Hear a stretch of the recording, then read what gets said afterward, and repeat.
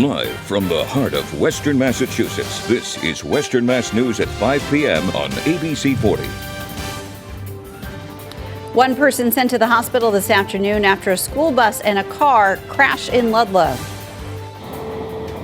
We're continuing to dig deeper after the first vaping-related death was reported in the state.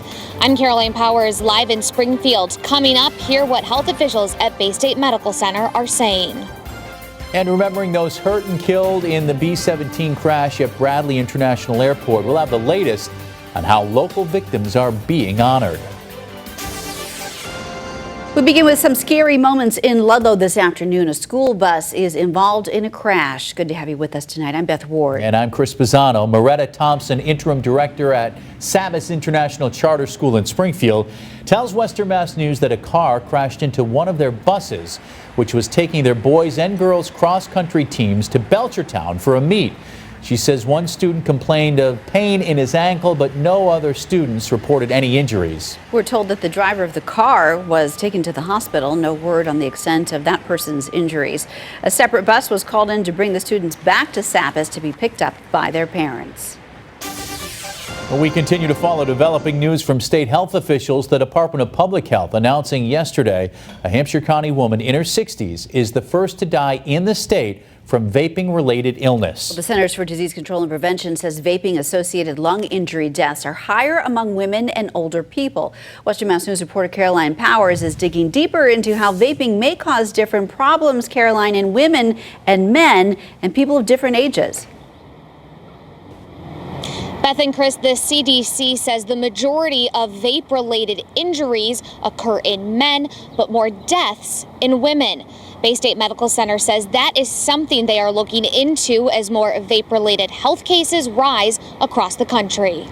One thing that's happened over the last 6 months is that we're more aware that vaping is a thing that can lead to substantial lung injury. Dr. Mark Tidswell at Bay State Medical Center says vaping has become a necessary conversation with all of their patients. One of the reasons that the number of cases is just ballooning is that physicians, nurses, people in healthcare are asking the question more often, do you vape? Traditionally, we asked, do you smoke, do you drink, etc. As of October 1st, more than 1,000 lung injury cases associated with the use of vaping products or e-cigarettes have been reported to the CDC from 48 states and 1 U.S. territory. On Monday, state health officials announced the first vaping-related death in the state, bringing the total number of deaths across the country to 19. The CDC says more vaping-associated deaths have been reported in women, while more men have suffered vaping-related injury. Dr. Tidswell tells Western Mass News it's still too early to explain why. Right now, I think 2/3 of the people who have been affected by the illness are men, and 2/3 are between 18 and 34, roughly. There was this report that older women seem to be more likely to die from this. I think it's probably too early to say that that's definitely a risk factor. It may affect older people more than younger people. It doesn't mean it's safe for one group or more harmful for the other, but generally, I think we're at a point where we don't really know who it affects with such small numbers involved. Dr. Tidswell tells Western Mass News that in the last month, he's heard of 3 vaping-related cases here at the hospital. Live in Springfield, I'm Caroline Powers for Western Mass News. Caroline, thank you for that live report. Western Mass News is learning more about services for the 2 local men killed in last week's B-17 plane crash at Bradley International Airport. Those 2 victims were killed when the vintage plane struck a de-icing facility 5 minutes after takeoff. Western Mass News reporter Audrey Russo joins us now with more on what you've learned today. Audrey. Chris, Beth, we've learned that the calling hours for 2 local men who died, one from Ludlow, one from West Springfield, are happening later on this week. Jim Roberts was just 48 when he died in the B-17 bomber crash at Bradley International Airport. Roberts' brother told Western Mass News the Ludlow man, who was a World War II history buff, boarded the plane without his siblings, who couldn't get the time off work. It took Roberts' family 24 hours to confirm the death. According to Roberts' obituary, he worked at H.P. Hood, loved Star Wars, and making his own comics. His family tells Western Mass News there will be a memorial service on October 13th at Capanos Missouri Funeral Home in Ludlow, with visiting hours beginning at 1. 56-year-old David Broderick of West Springfield was also aboard the flight. The family asked that we not use his picture and declined to make a statement to us in their time of grief. Broderick's former employer, COLLEEN Aerospace, did share the following with us. Quote, "He was a valued employee who was deeply respected by the customers he served. He will be missed by all who came to know him over the course of his many years of service at COLLEEN Aerospace." His obituary states Broderick worked for the company ever since 1985 and that he was known for taking pride in the aerospace industry. The obituary outlining a common phrase Broderick used to say about his work: "When they get on board, I want to make sure I get them home safe." Broderick services will be held from 9 to 11 on October 9th at First and Adams Funeral Home in Westfield. There will be a moment of silence at 9:54, the time when the plane crashed, exactly 1 week before. Coming up on Western Mass News at 6, the news of these services comes as another B-17 prepares to take flight locally this weekend. We'll examine the safety history of that plane following a Connecticut senator's call for more public disclosure of vintage plane maintenance records. Reporting live in studio, Audrey Russo for Western Mass News. It's 5 o'clock in the evening. We only have a couple, 90 minutes or so left of some daylight, and we're finally starting to see the sunshine popping on through. It's been an overcast type of day, at least in the Springfield area, and we're going to stay unsettled for the next few days. In fact, with the clouds that are in place right now, those will stay in place. The showers to our south do arrive as we go into tomorrow afternoon, and it's just been overcast throughout the day today. That hasn't been the case throughout Franklin County, northern Berkshire County, where they have seen a bit more sunshine and temperatures have reflected that sunshine. But now we're all under the cloud cover and we're all in the 60s, low 60s at that, 62 in Springfield, 64 in Greenfield, 62 in Orange. Tonight plays out like this. We're going to stay on the mild side, seasonably mild, I should say, middle 40s for overnight lows, waking up with maybe a little sunshine. But I think very quickly we cloud over, and by the afternoon, we're talking about isolated showers, upper 50s for your afternoon highs, a seasonably cool afternoon, and it gets cooler heading into Thursday. We'll break down that and show you the weekend forecast in just a few minutes. Beth and Chris. Jacob, thanks. Today, 10 months after Rasheem Bailey went missing, the search for answers continues. A Springfield bar facing questions over his disappearance. Samuel's bar is the subject of a hearing that happened this afternoon in City Hall. It comes after Western Mass News investigation over the summer. We found that the security plan wasn't followed on the day Bailey was kicked out of the bar. To be specific, Samuel's didn't have working cameras. They didn't file an incident report, and Bailey wasn't offered a ride home. Bailey's body was ultimately recovered from the Connecticut River in March. We will have complete coverage on today's hearing coming up for you at 6. City of Springfield officially has a new police commissioner. Making it official, CHERYL CLAPPROOD was sworn in this morning at Symphony Hall. She's been acting commissioner since February, when then Commissioner John Barbieri announced his retirement. CLAPPROOD has served in the Springfield Police Department for 40 years. Mayor Dominic Sarno announced her official appointment last month. Speaking today, the mayor says she's gained the respect of the police force and the community. She governs, or her leadership style is very decisive.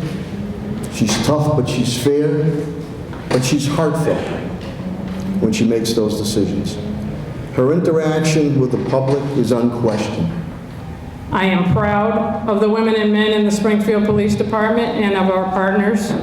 We do great work. It is a tough time to be a police officer.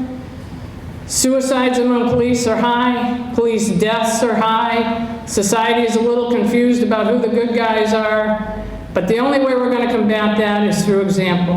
I will forthwith undertake. CLAPPROOD also is an Air Force veteran. Her new contract is a 4-year agreement. Still to come here on Western Mass News on ABC 40, the impeachment battle's heating up as a key witness fails to show up to testify. What's next as the House pushes ahead with their inquiry?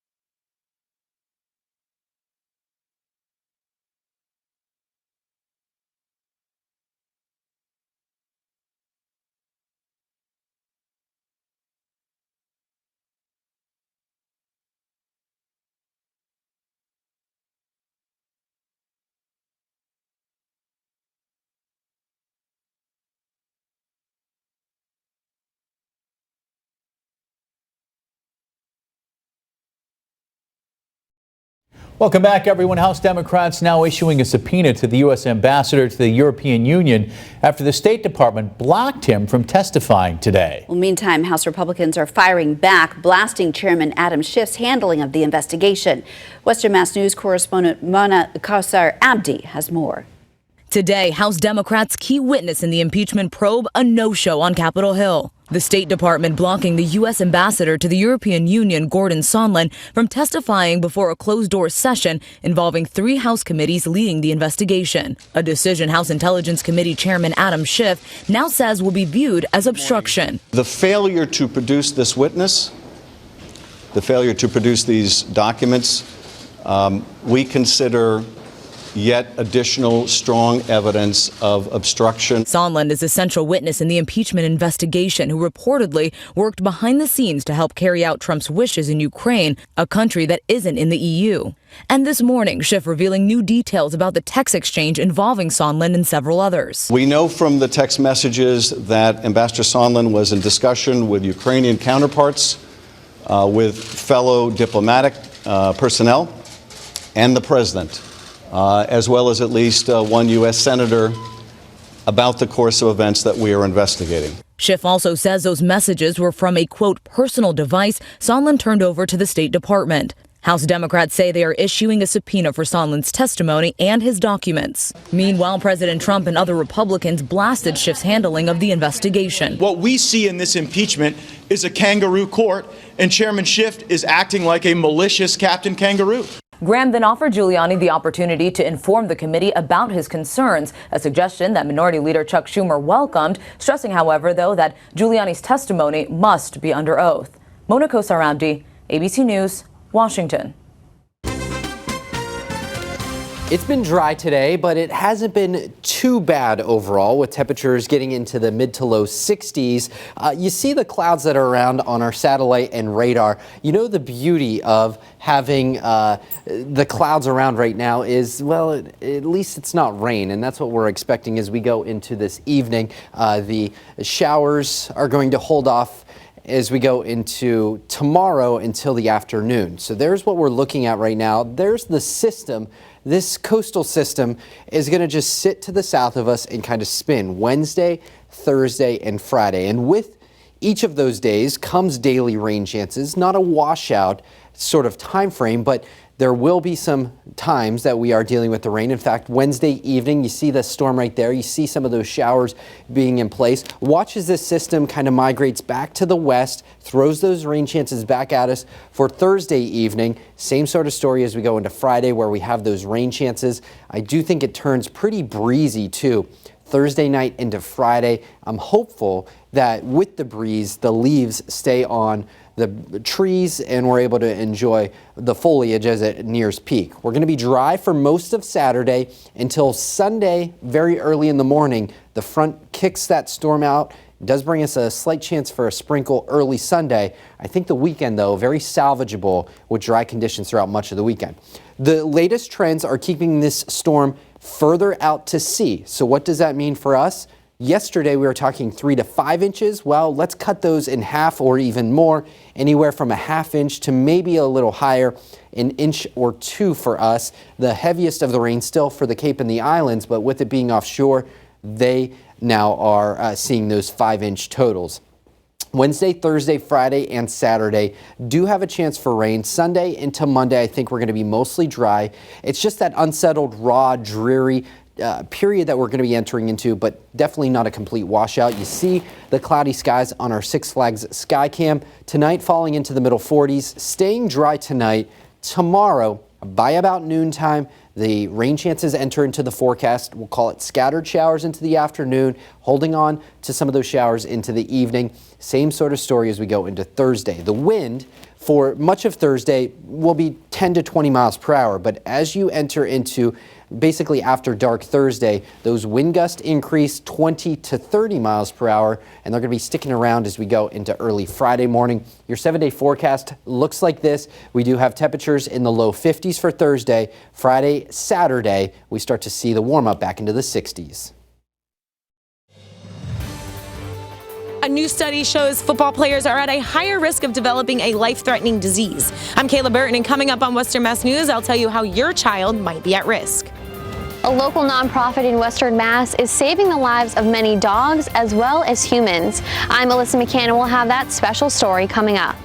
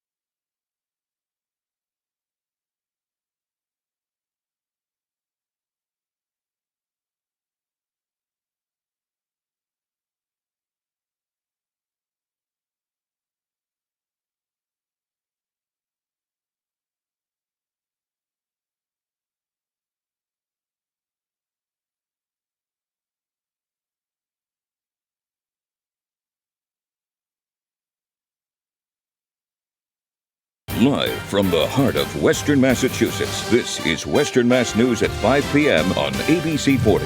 President Trump standing firm in his decision to pull American troops out of northern Syria amidst mounting criticism from foreign allies and even his biggest Republican supporters. The American forces had been supporting the Kurds, a group of key American allies who've helped in the fight against ISIS. The decision now leaves the Kurds vulnerable to an incoming invasion from Turkey, prompting fears the 11,000 ISIS prisoners now guarded by the Kurds will escape, leading to an ISIS resurgence. Leaders on both sides of the aisle criticizing the move. This president is jeopardizing that by, again, making people wonder, are we a trusted ally? Senator, I'm making myself clear how short-sighted and irresponsible this decision is, in my view. The president did tweet Monday that if Turkey does anything he considers off limits, he'll destroy the country's economy. But already today, the Turkish legislature has passed a resolution granting military involvement in Syria. The Supreme Court began hearing 3 cases on whether it's legal to fire workers based on their sexual orientation or gender identity. Dozens gathered outside the High Court this morning to show support for gay rights. The Supreme Court's decision could end with a historic ruling for LGBTQ rights. 4 years ago, the court ruled same-sex couples across the nation are legally allowed to marry. However, in many states, it's still legal to fire someone for being gay. The justices will consider arguments that federal civil rights laws banning workplace discrimination based on sex also includes a person's gender identity. Dick's Sporting Goods has destroyed more than $5 million worth of assault rifles. CEO Ed Stack says the company turned the weapons into scrap metal. The move comes after Dick's made the decision last year to stop carrying the rifles following the mass school shooting in Parkland, Florida that left 17 people dead. The company sold the shooter a shotgun, even though it wasn't the weapon used in the shooting. Stack says that largely impacted the company's actions. Dick's also said it would stop selling high-capacity magazines and raised its gun purchasing age from 18 to 21. A California man is under arrest after kidnapping a teenage girl who'd been trying to entrap him in an amateur sex sting operation. San Diego police arrested 32-year-old Richard Dreyfuss Sunday. Authorities say he was the target of a group of teenage girls who wanted proof he was trying to hook up with underage girls, which then they would turn over to law enforcement. Police say the girls told them they used a social media app to set up the meeting with Dreyfuss. Now, during that meeting, he drove off with one of the girls. That's when the group reported the situation to police. Police say he stopped and let her out, and they made contact with them. He was arrested and charged with suspicion of kidnapping. When we come back on this Tuesday, rescuing animals and helping veterans. How a local nonprofit is bringing healing to both with special partnerships. Be right back.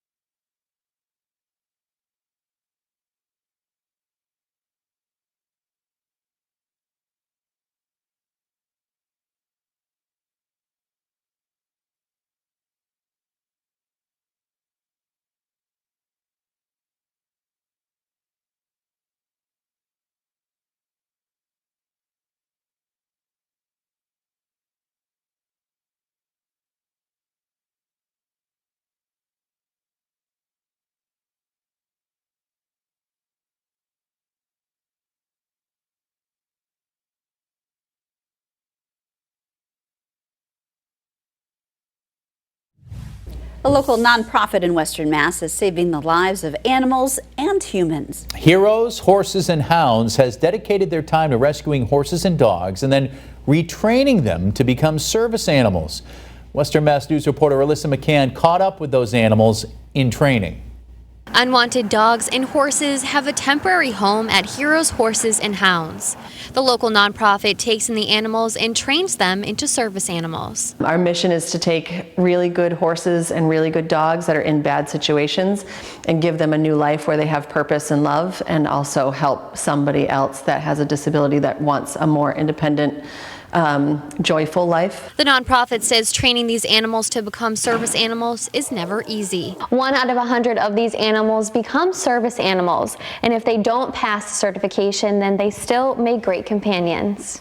A lot of them have great personalities, but they might not want to be a working dog, or they might not be comfortable out in public. In addition to saving 2 lives at once, they're able to give those with disabilities a service animal for a less expensive price. We have now restructured a way to save people even more while getting a high-quality service dog, and we're training the basic tasks like lean and nudge and a lot of the grounding tasks that are good for anxiety and PTSD and veterans' children. Heroes, Horses, and Hounds also gives people a chance to help train their dogs. By doing that, we're able to place the dog in a shorter amount of time for $5,000, and then they take 2 or 3 classes depending on how many they need, so they can finish their service dog in $6,000 or around $6,000. Campbell tells Western Mass News how life-changing it is not only for these dogs, but also their new owners. Especially with the rescue dogs, the people identify with them a little bit more because they have these dogs that have come from a bad situation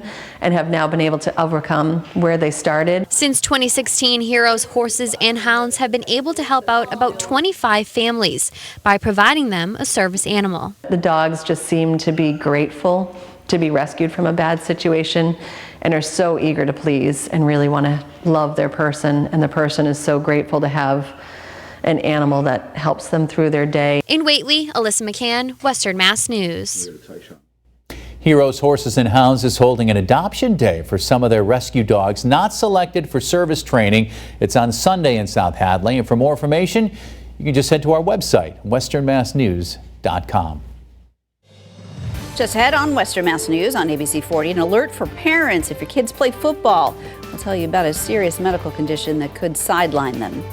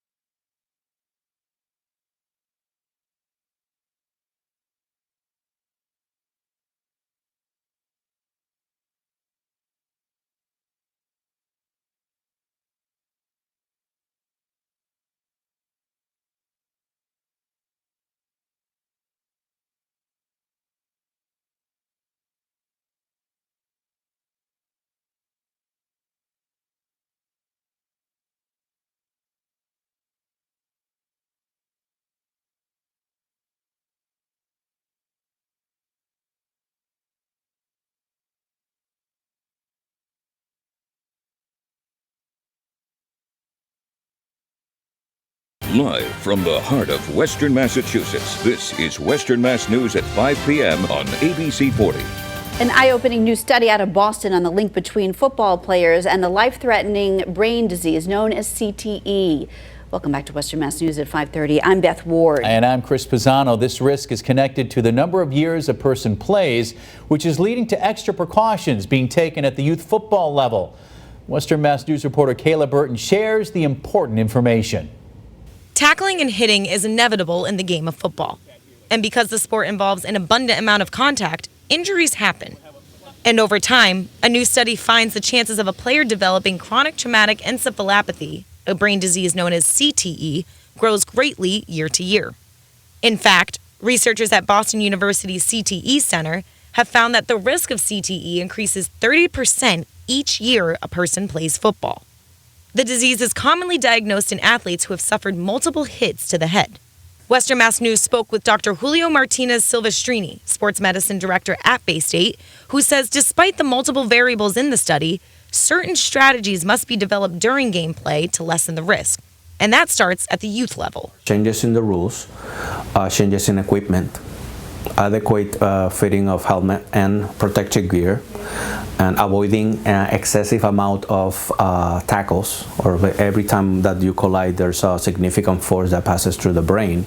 Springfield Longhorns head coach Skip Jackson says he's well aware of this issue and is making sure he is teaching his team newer and safer techniques every single practice. Their arms are back here like this, their helmet's facing up, not down. And when they throw their hips up, it's like they come off the ground. So teach kids that, then they roll off. Coach Jackson calls this new practice the Superman, teaching his players how to throw their hips to avoid aiming directly at the opponent's head. At our football drills that we do, we have stations where first we're making contact with the air as we're coming like this. We also show them stances, how to move your helmet and your shoulder pads in certain directions where it doesn't have your head involved.